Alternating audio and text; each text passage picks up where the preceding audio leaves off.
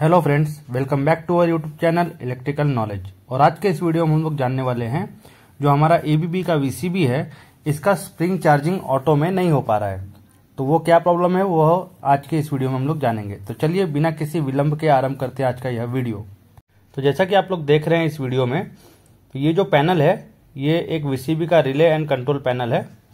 इसमें आप लोग अगर ध्यान से देखेंगे तो ये ऑफ का इंडिकेशन है, फिर इधर लेफ्ट साइड में टीसीएच का इंडिकेशन है, ट्रिप सर्किट हेल्दी का।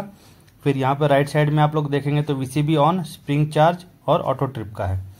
तो यहाँ पर जो स्प्रिंग चार्जिंग का इंडिकेशन है वो ग्लो नहीं हो रहा है, ब्रेकर ऑन है तब भी इसको ग्लो होना चाहिए, वो क्यों नहीं हो रहा है वो हम लोग देखेंगे।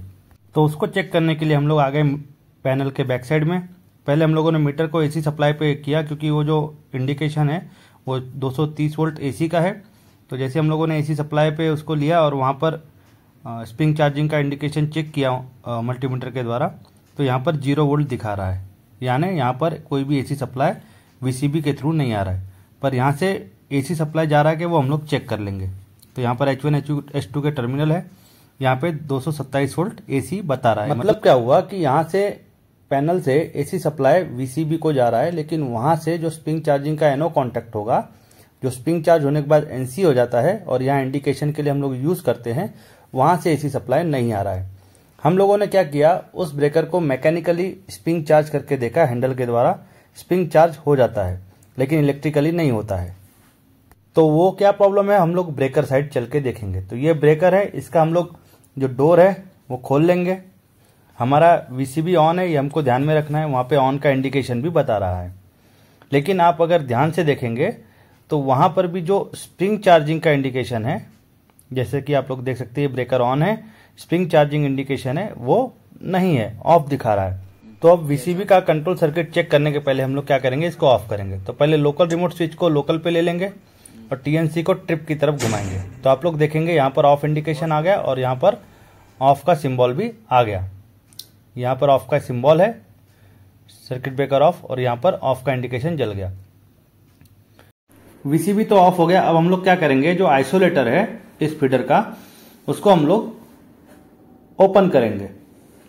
तो यहां पर इसका गियर बॉक्स है, इसको हम लोग इस तरह से घुमाएंगे एंटी क्लॉकवाइज डायरेक्शन में। तो ये जो आइसोलेटर है वो धीरे धीरे ओपन हो जाएगा। तो जैसा कि आप लोग देख सकते हैं ये आइसोलेटर हो गया है ओपन। फिर आइसोलेटर के ओपन होने के बाद हम लोग सर्किट ब्रेकर में काम करेंगे। तो अभी आइसोलेटर ओपन हो गया और आप लोग देख सकते हैं कि अपना वीसीबी भी जो है वो ऑफ कंडीशन में। तो सबसे पहले हम लोग देखेंगे कि यहाँ पर H1 H2 जो है एसी सप्लाई वो आ रहा है कि नहीं, मल्टीमीटर के द्वारा पहले हम लोग उसको चेक करेंगे। तो इसको हम लोगों ने मल्टीमीटर को ले लिया एसी मोड पे। अब हम लोग क्या करेंगे, मल्टीमीटर के जो 2 प्रोब होंगे फेज और न्यूट्रल चेक करने के लिए हम लोग उसका यूज करेंगे। अब यहाँ पर जैसे जो H1 H2 है वहां पर मैं लगाता हूं टर्मिनल को। तो यहाँ पर जैसे मैं H1 H2 चेक करूंगा तो यहाँ पर आप लोग को देखने को मिलेगा कि यहाँ पर 228 वोल्ट 229 वोल्ट आ रहा है, मतलब यहाँ पर एसी सप्लाई आ रहा है ब्रेकर के पास तक। अब ब्रेकर के पास से वो एसी सप्लाई कहाँ जा रहा होगा, वो जा रहा होगा अंदर फ्यूज में। तो पहले फ्यूज को चेक करेंगे, फ्यूज के इनकमिंग में सप्लाई आ रहा है कि नहीं। तो फ्यूज के जब हम लोग इनकमिंग पे चेक करेंगे सप्लाई आ रहा है कि नहीं, तो वो वहां पर भी 226 वोल्ट आ रहा है। अब इसके बाद हमारा डाउट जाएगा फ्यूज पर, क्योंकि फ्यूज हम लोगों ने निकाल के उसके इनकमिंग में चेक किया तो 227 229 वोल्ट आ रहा था।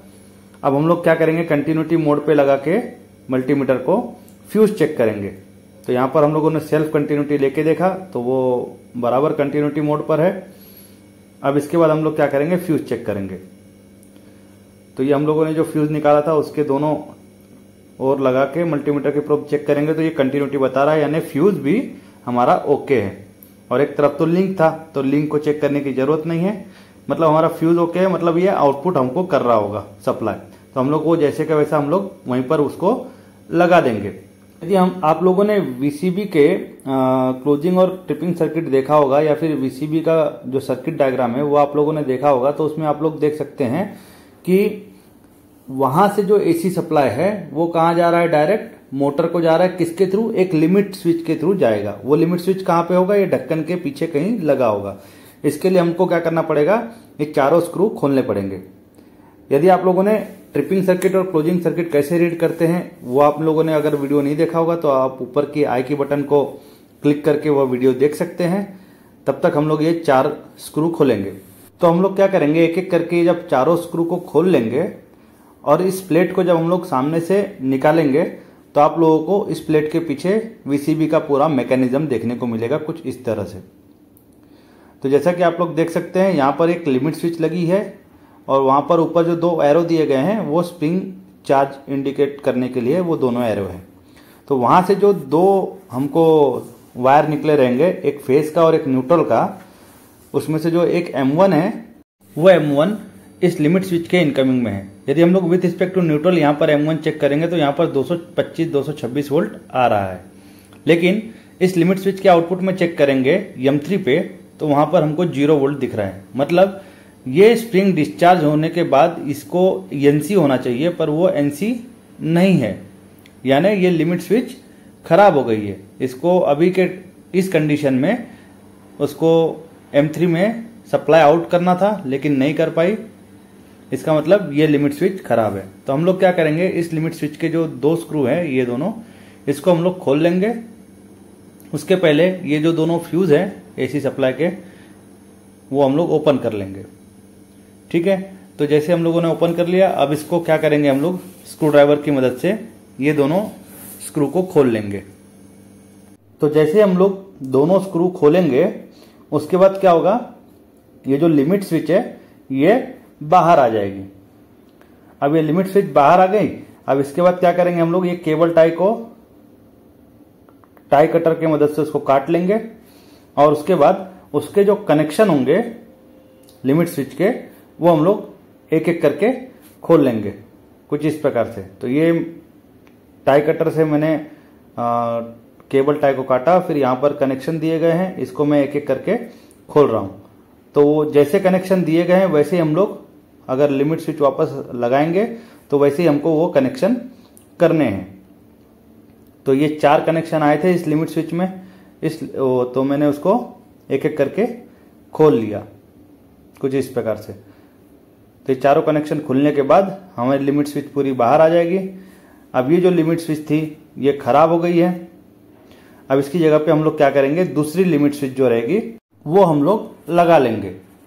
तो जैसा कि आप लोग देख सकते हैं ये जो लिमिट स्विच है ये ओके कंडीशन में है। ये दूसरी लिमिट स्विच हम लोगों ने लाई। अब इसका हम लोग एक बार चेक करेंगे कंटिन्यूटी। तो जैसे कि हम लोगों ने मल्टीमीटर के प्रोब ले लिया, उसको कंटिन्यूटी मोड पर डाल दिया। यहाँ पर लिमिट स्विच के एक तरफ हम लोगों ने दोनों प्रोब लगा दिए टर्मिनल पे, यहाँ पर कंटिन्यूटी बताती है। जैसे हम लोग उसको दबाएंगे वैसे ही ये ओपन लूप में चल जाएगा, यानी कंटिन्यूटी शो नहीं करेगा। यानी ये जो लिमिट स्विच है ये लिमिट स्विच ओके कंडीशन में है। और इसको क्या करेंगे, हम लोग जहां से पुरानी लिमिट स्विच निकाले थे वहीं पर सेम कनेक्शन करके उसको लगा लेंगे। तो ये जो हमने जैसा कनेक्शन निकाला था उसका वैसे इसके कनेक्शन कर लेंगे। तो जैसे कि आप लोग देख सकते हैं इसमें 4 टर्मिनल है, 2 इनपुट और 2 आउटपुट।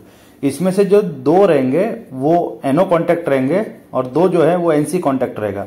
तो जो एनसी कॉन्टैक्ट रहेगा हमारा, ये स्प्रिंग चार्जिंग मोटर के लिए जो सप्लाई जाएगा वो एनसी के थ्रू जाएगा। मतलब जब स्प्रिंग डिस्चार्ज रहेगी वो कंडीशन में ये एनसी रहेगा और वो क्या होगा, मोटर को सप्लाई जाएगा, फिर मोटर स्प्रिंग चार्ज करेगी और जैसे ही फुल्ली चार्ज हो जाएगी तो ये लिमिट के द्वारा वो सप्लाई कट आउट हो जाता है। तो हम लोग ये सारे कनेक्शन जैसे थे वैसे ही हमको करना है, एनओ का एनसी में या एनसी को एनओ में नहीं करना है। तो ये हमारे कनेक्शन हो गए पूरे।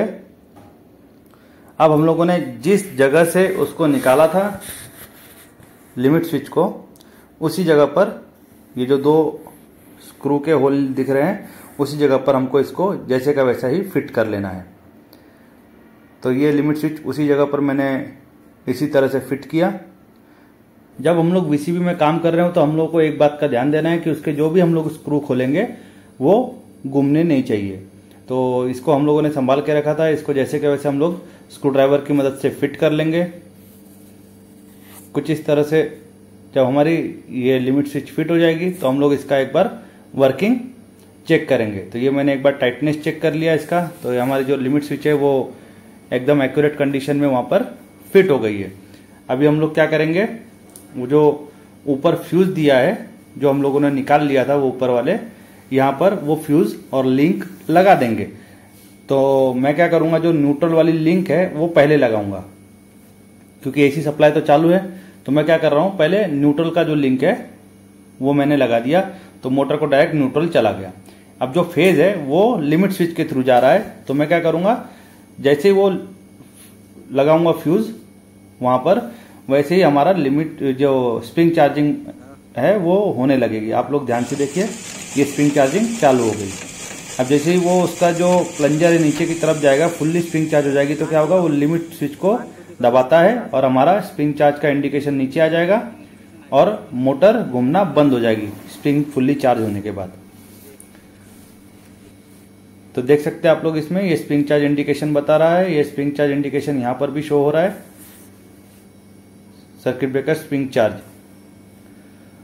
तो अभी हम लोग क्या करेंगे, जो हम लोगों ने इसका कवर प्लेट खोला था उसको जैसे का वैसा वहां पर लगा देंगे।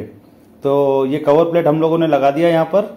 अब आप लोग अगर देखेंगे तो ब्रेकर ऑफ का इंडिकेशन बता रहा है और यहाँ पर स्प्रिंग चार्ज का जो एरो है नीचे की तरफ है, यानी स्प्रिंग चार्ज की तरफ हो गया है। तो अभी हम लोग क्या करेंगे, जो हमारा एलआर स्विच है जो हम लोगों ने लोकल पे लेके ट्रिप किया था ब्रेकर को, उसको हम लोग रिमोट पे ले लेंगे। तो ये मैंने इसको रिमोट पे ले लिया। अभी हम लोग पैनल साइड में भी जाके चेक करेंगे कि उसका स्प्रिंग चार्जिंग इंडिकेशन आ रहा है कि नहीं। तो जैसे हम लोग पैनल साइड जाएंगे तो वहां पर आप लोग को देखने को मिलेगा कि स्प्रिंग चार्जिंग इंडिकेशन ग्लो होने लगा। दोस्तों, आज के इस वीडियो में हम लोगों ने जाना कि अगर वीसीबी का, एबीबी की जो वीसीबी है उसका अगर स्प्रिंग चार्ज ऑटो में नहीं हो रहा है तो उसको किस प्रकार से उसका प्रॉब्लम हम लोग सॉल्व करते हैं उसके बारे में। तो आप लोगों को आज की यह वीडियो कैसी लगी? अगर वीडियो अच्छी लगे तो वीडियो को लाइक करें, शेयर करें और सब्सक्राइब करना ना भूलें। मिलते हैं अगले वीडियो में और कोई नई अच्छी जानकारी के साथ। तब तक के लिए जय हिंद।